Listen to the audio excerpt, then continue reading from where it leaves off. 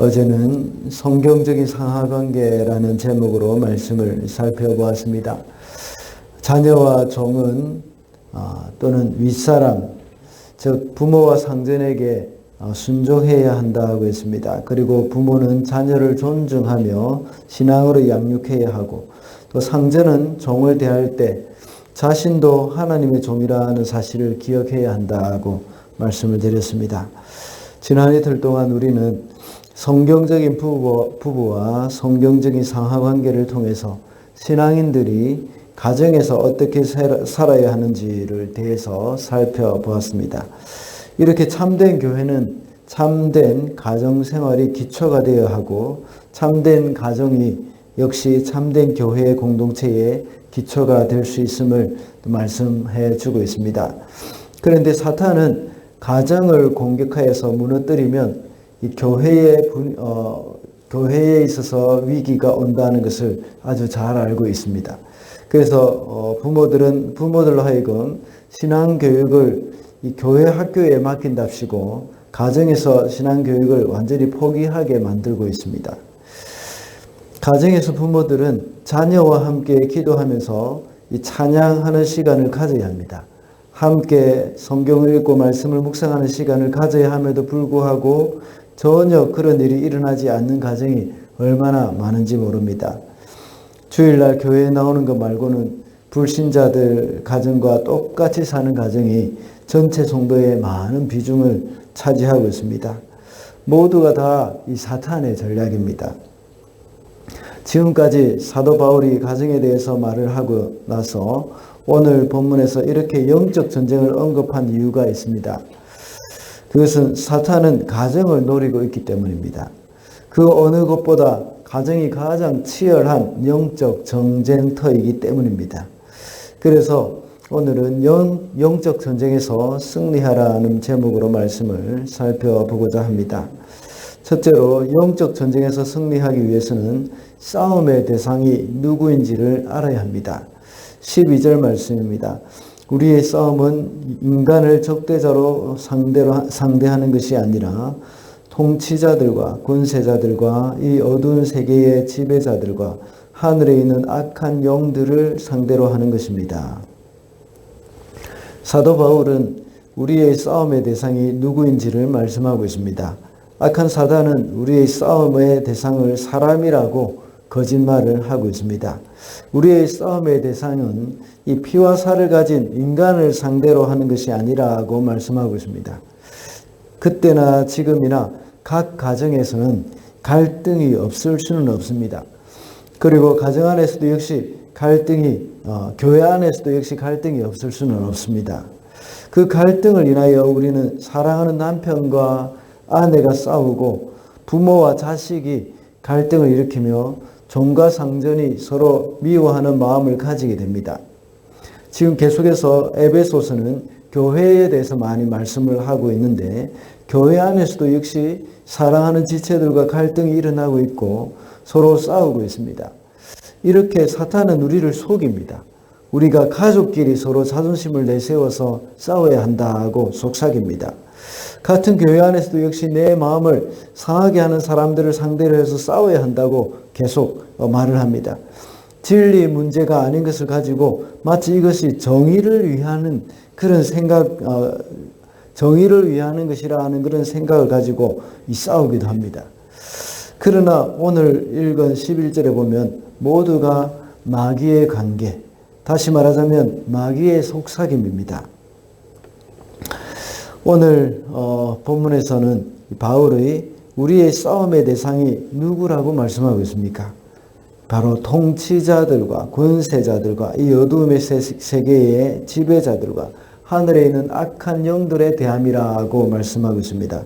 이 모든 것이 악한 마귀 사탄을 가리키는 말입니다.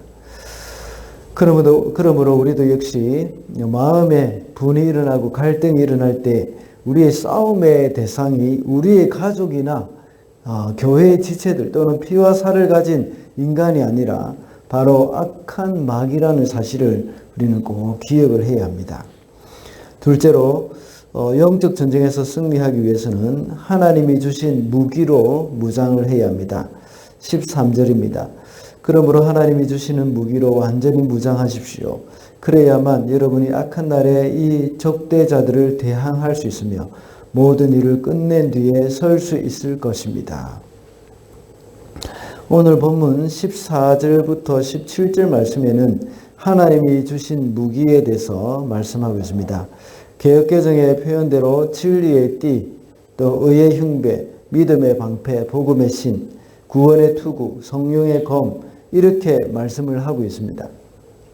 여기서 우리가 준비해야 할 것들, 본질적인 것만 다시 나열을 해보면 그것은 바로 진리, 정의, 평화의 복음, 또 믿음, 구원, 하나님의 말씀, 이것을 갖추라는 그런 뜻입니다. 만약 우리의 싸움이 혈과 육에 있는, 다시 말하자면 사람과의 싸움이 있다면 하나님이 주신 갑옷이 아니라 세상이 주는 갑옷을 입어야 할 것입니다. 세상이 주는 갑옷은 말 그대로 전쟁에 나가는 그 흉배, 방패, 칼, 이런 것들입니다. 또 투구, 이런 것들입니다. 그러나 하나님이 주신 갑옷은 칼에 비유되지만 칼이 아닌 하나님의 말씀입니다. 그리고 방패에 비유되지만 방패가 아닌 믿음입니다. 이것을 준비해야 한다는 겁니다. 우리 각 가정에서 준비해야 할 것들, 이것은 모두 오늘 본문에서 알려주고 있는 것입니다. 일일이 그 의미를 설명하지는 않겠습니다. 우리가 준비해야 할 것을 다시 나열해보면 그것은 진리, 정의, 복음, 믿음, 구원, 하나님의 말씀, 이런 것들입니다. 진리로 사탄의 거짓을 이겨야 하고 정의로 사탄의 불의를 이겨야 합니다. 그리고 복음으로 사탄의 율법의 정죄, 이런 것들을 이겨야 하고 믿음으로 의심을 이겨야 합니다. 그리고 구원의 확신을 가지고 하나님의 자녀임을 우리가 알아야 하고 하나님의 말씀을 가지고 사탄을 무찔러야 합니다. 이렇게 우리는 영적 전쟁에서 승리하기 위해서 하나님이 주신 그 무기를 갖춰야 된다는 것입니다. 마지막으로 영적 전쟁에서 승리하기 위해서는 깨어 기도해야 합니다. 18절 말씀입니다. 온갖 기도와 간구로 언제나 성령 안에서 기도하십시오. 이것을 위하여 늘 깨어서 끝까지 참으면서 모든 성도를 위하여 간구하십시오. 늘 깨어 끝까지 참으면서 기도하라고 말씀하고 있습니다. 여기서 깨어 있다는 말씀을 통해서 우리가 알 수 있는 것은 이 기도라는 것은 세큐리티 장치라고 볼 수가 있습니다. 영적 전쟁에서 기도는 바로 이 안전장치라는 것입니다. 이렇게 깨어 기도하라는 말을 할 때 우리는 항상 떠오르는 것이 있습니다. 그것은 바로 예수님께서 겟세마네에서 기도하실 때 제자들에게 깨어 기도하라고 하신 말씀입니다. 그때 깨어 기도하신 예수님은 능히 십자가를 지고 승리하셨습니다. 그러나 깨어 기도하지 못한 제자들은 모두 주님을 배반하고 도망가고 말았습니다. 그러므로 우리는 영적 전쟁에서 기도하라는 것은 마치 세큐리티 장치와 같이 앞으로 일어날 모든 어려움과 시험, 그리고 또 악한 마귀의 공격에 대비하는 것이라고 볼 수가 있습니다. 그리고 방금 읽은 말씀에서 모든 성도를 위해서 기도하라고 했습니다. 우리 계속 교회에 대해서 에베소서에서 교회의 하나됨, 또 교회의 분열에 대한 우리의 이 태도, 이런 것들에 대해서 계속 말씀하고 있는데, 교회가 이런 영적 전쟁에서 승리하기 위해서는 이렇게 모든 성도들을 위한 기도가 역시 필요하다는 것입니다. 예수님께서 베드로를 위해서 기도하셨을 때에 베드로는 다시 회복될 수 있었습니다. 누가복음 22장 31절 32절을 보면 이렇게 말씀하고 있습니다. 시몬아 시몬아 들으라. 사탄이 밀처럼 체질하려고 너희를 요구하였다. 그러나 나는 내 믿음이 꺾이지 않도록 너를 위하여 기도하였다. 내가 돌아올 때에 내 형제를 굳세게 하여라. 이와 같이 우리도 역시 모든 성도를 위해서 기도할 때에 교회를 무너뜨리려는 그 사탄의 관계를 물리치고 영적 전쟁에서 승리할 수 있음을 알 수가 있습니다. 말씀을 맺겠습니다. 오늘은 영적 전쟁에서 승리하라는 제목으로 말씀을 살펴보았습니다. 영적 전쟁에서 승리하기 위해서는 싸움의 대상을 바로 알아야 하고 하나님이 주신 무기로 무장을 해야 합니다. 그리고 영적 전쟁에서 승리하기 위해서는 깨어서 기도해야 한다고 했습니다. 오늘 삶의 현장이나 가정은 정말 치열한 영적 싸움의 장소입니다. 오늘도 이런 영적 전쟁에서 승리하는 그런 저와 여러분이 되시기를 바랍니다.